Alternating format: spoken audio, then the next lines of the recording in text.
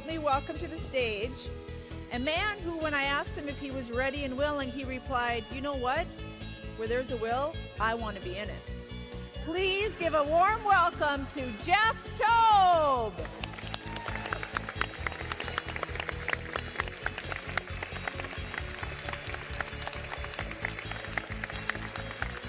So, where is he? You know, I've been sitting back here thinking to myself all morning that you guys are all trained, aren't you? Thank you. You can all sit down. I really appreciate it. But you all sit according to where you think the speaker's going to speak from. As a matter of fact, I don't want to pick on anybody, but I heard somebody over here say, you know, if he's not any good, we could sneak out. He'll never notice. So I may just stand here and drive you guys crazy, if that's okay. Good morning, Tastefully Simple.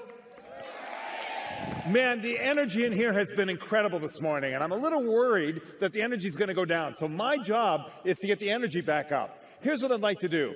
When I ask you an appropriate question this morning during our time together, would you answer with the word absolutely? Let's try it. Come on. Wait. 1, 2, 3.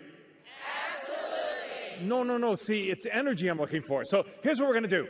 I think my job is also to make you feel uncomfortable. How cool is that? So here's what we're going to do. When you yell absolutely, I want you to throw up your left hand like a fist if you mean it. Here's the thing. If we all do it, you won't look silly. Let's try it. 1, 2, 3. All right. How many of you, show of hands, have been with Tastefully Simple for over 3 years? 5 years? 10 years? 15 years? And 15 to 20 years? Give them a hand. Thank you so much for doing what you do. The question becomes, why are you still here, right? 20 years, would you agree with me that things have changed a little bit at TS in the last 20 years? Absolutely. Never mind the last 20 minutes I just watched up here. Things are changing so rapidly at what you do, I can't think of a better reason to color outside the lines. There was a study done. I'm going to take you way back for a minute. It was done in 1988, before some of you were even born. That's very scary. 1988, SMU Business School in Dallas, Texas. And they studied, my kids are from Dallas. So anyway, they studied change in major industries and professions in the United States and Canada. Here's what they found. If you were in direct sales of any kind in 1988, you went through a major change in the way you do what you do every 3 years. So the study said that by 1991, something was going to change. The reason I go back so far is because they just redid the study just over a year and a half ago. And they found that 3 years in direct sales has been reduced to 7 months. 7 months. What does that mean? Something you're doing right now, it's just standard practice. It just works for you. It's going to change drastically before this conference a year from now. I can't think of a better reason to color outside the lines. I use the word customer throughout my presentation, and I use it for a reason rather than client. And I'll tell you why. Because every one of you have internal customers and external customers. External customers are easy. Those are your clients. That's your team is probably internal. But I'm thinking more of even HQ is your internal customer. And so as I say the word customer, I need you to think internal and external. And the reason I say that is because as we drive change through our team, there are only 2 issues on your team's minds. They look like this. 1, 2. It's early. We're going to keep it simple. Here we go. The first is cost. And the second is value. And unfortunately, that's the ratio between the 2. Let me explain what I mean. I'm not necessarily talking about the price of a product or the price of one of the programs. I'm talking about the perceived cost of doing whatever it is you're asking me to do as your team member, as a client, versus the perceived value, what's in it for me. So when I talk about creative thinking, I'm talking about how do we creatively increase this value in our customers' minds versus the perceived cost of doing what we're asking them to do. In another lifetime, and I don't mean a Shirley MacLaine other life, I mean a work life, I had an advertising agency, and part of our income stream was promotional products, advertising specialties, or as my mother used to say, junk with your logo on it. You know what I'm talking about.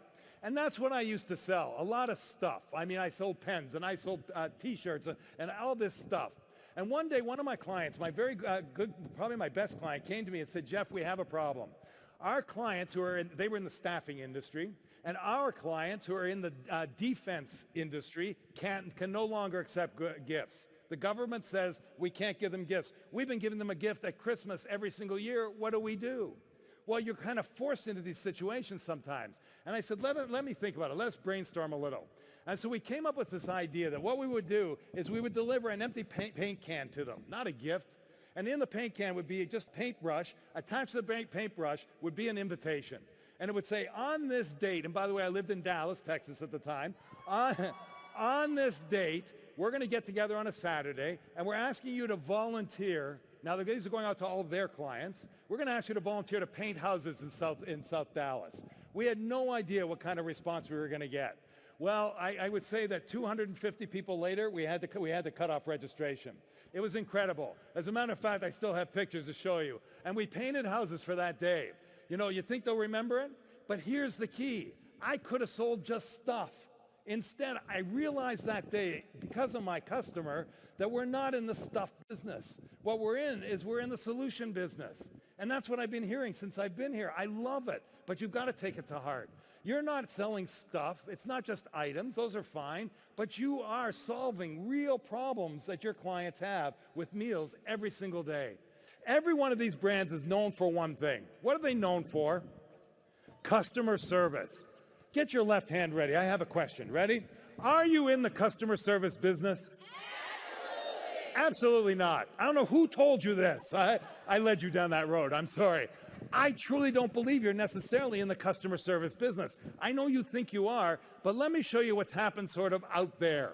And once you realize what's happened out there and you can bring it in here, it will change the way you do business at Tastefully Simple. And we're all in the customer service business. But I guarantee you that any of your competitors would tell me the same thing. It's no longer a differentiating factor in the marketplace. It's not good enough. $8.25 for a cup of coffee. And I paid it every single morning. Why? It wasn't because of customer service. It wasn't because that I needed my coffee. As a matter of fact, what I forgot to tell you is that about 500 yards from the restaurant, just outside the gates of the Four Seasons Hotel in Bali, is a McDonald's. I could have walked 500 yards and paid $1. Instead, I chose to pay $8.25. Why? Because they got it. What it is, it's not about customer service. It's about the experience. It's all about the TS experience. Let me explain the difference. Customer service is what you all do. I'm not telling you to not be in customer service. It's what you do from the heart. Well, how can I help you? What can I do for you? Customer experience is when you can step back and say, what is the Tastefully Simple experience from the minute somebody makes contact with us till the minute they're done? That involves your whole team. And then what happens with the team is they start to get more engaged. So if that's true, it's a giant leap. I think it's a leap from customer service, which was satisfy clients, and we were happy with that. But you make the leap to start thinking about the TS experience, and what happens? We get loyal, engaged customers.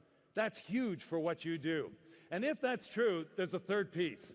We have to figure out, how do we shatter the stereotype of the experience our customer expects to have with us? And coloring outside the lines is lonely, too. I'm the only kid that doesn't get a gold star on my paper. The teacher frowns. The kids, they call me weird or dumb or stupid. Why don't they see I'm not behind them? I'm actually out in front, running free outside the lines. And it'd be nice to have a friend who colored outside the lines sometimes, too. Would you? Will you? I'm the only thing standing between you and lunch. Ready? Left hand, lots of energy. Will you? It's been my privilege. Thank you so much, and I love what you do. Thank you. Thank you very much, guys. Thank you.